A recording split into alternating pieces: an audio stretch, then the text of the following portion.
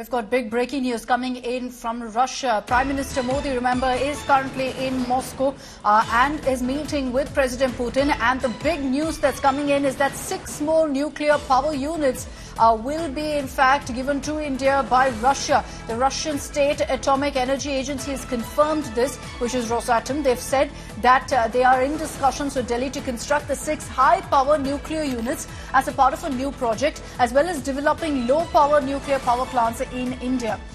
In addition, in April, India was provided with information on solutions in the field of floating nuclear power plants, a tech that Russia had recently acquired and immediately chose to share with India as well. Gaurav Sawant is joining us live from Moscow with more details on this. Gaurav, big takeaway, another big takeaway rather, from the India-Russia meeting that's happened in the last 24 hours. 6 more nuclear power plants in which India and Russia will collaborate.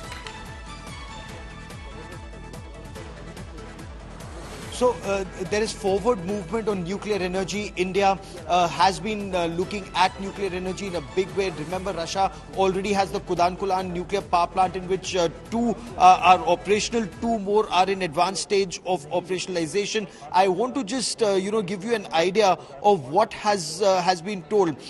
Green growth and development is one of India's key focus areas.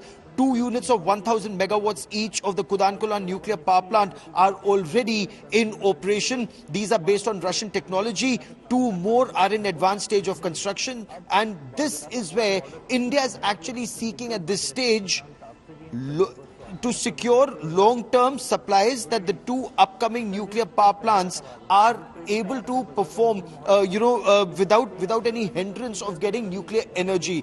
This is what we've been told by our sources. But this engagement between Prime Minister Narendra Modi and the Russian President Vladimir Putin is big on multiple fronts. India has been very keen. 1, secure affordable energy supplies. Now, this is India's long-term concern for Indian economy to continue to grow at the pace at which it is growing, to remain the world's fastest growing economy, and to reach the stage that India becomes the 3rd largest economy in the world by 2027-28. What does India require?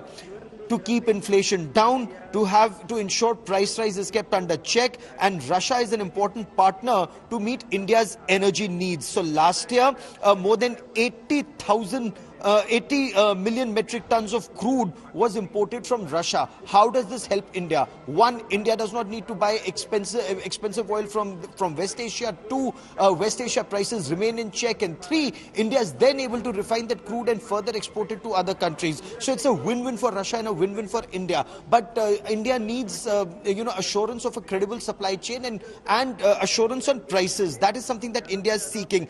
Point 2, very important point, not just for India but also for the developing world. If I quickly may, farmers' interest in food security. Why is this important? Fertilizers come from this region and they are used not just in India but also across the developing world. In case of conflict, availability of fertilizers becomes a major crisis. So Russia remains an important supplier of fertilizers. Last year, 48 lakh tons of fertilizers was imported from Russia. Now, this supply of fertilizers is extremely important for Indian farmers in the ongoing Kharif season and Rabi season starting from October. This is what India is seeking. So a lot of these developments, we expect good news from the conversation that is happening between Prime Minister Narendra Modi and the Russian President Vladimir Putin, and then from directions that come from those talks that take place at the delegation level.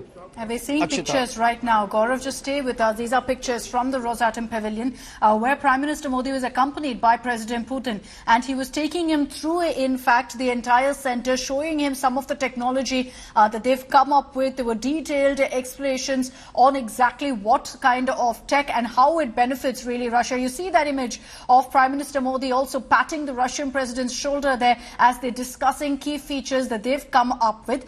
All of this helps also in India. Also, the fact that you've already seen the exchange of tech happening just 2 months ago between India and Russia on the nuclear front. There's also a lot of talk, Gaurav, about India and Russia jointly developing the transit potential also of the Northern Sea route, and that's something also that will be very crucial as far as nuclear energy alliances are concerned.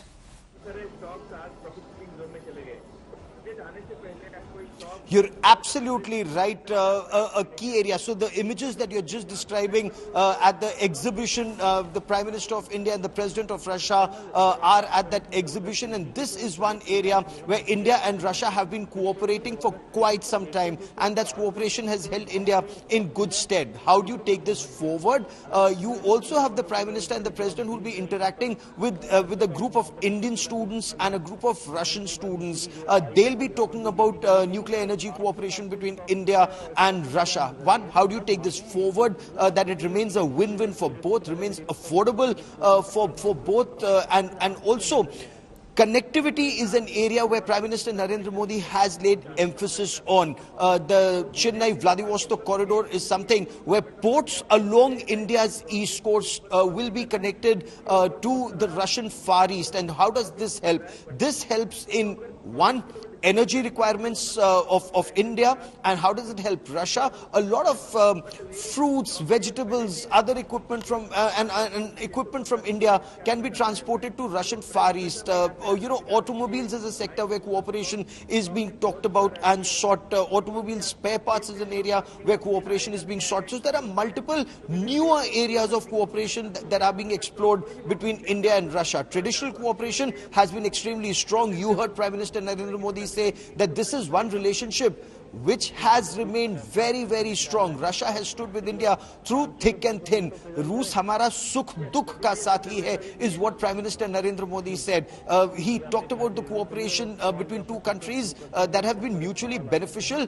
When you talk to Indian officials and you talk to the Indian diaspora here, they say in every relationship globally, there are highs and there are lows. But in Russia-India cooperation or Russia-India friendship, it's been a steady high from day one till date, and the effort is to take that trajectory even higher. True. Gaurav, the interaction that you're referring to with students, we see that also in the footage that's now been released of the interaction that's happened at the Rosatom Pavilion. Besides, of course, you see all of the scientists there explaining some of the features, the tech that they have at that exhibition center.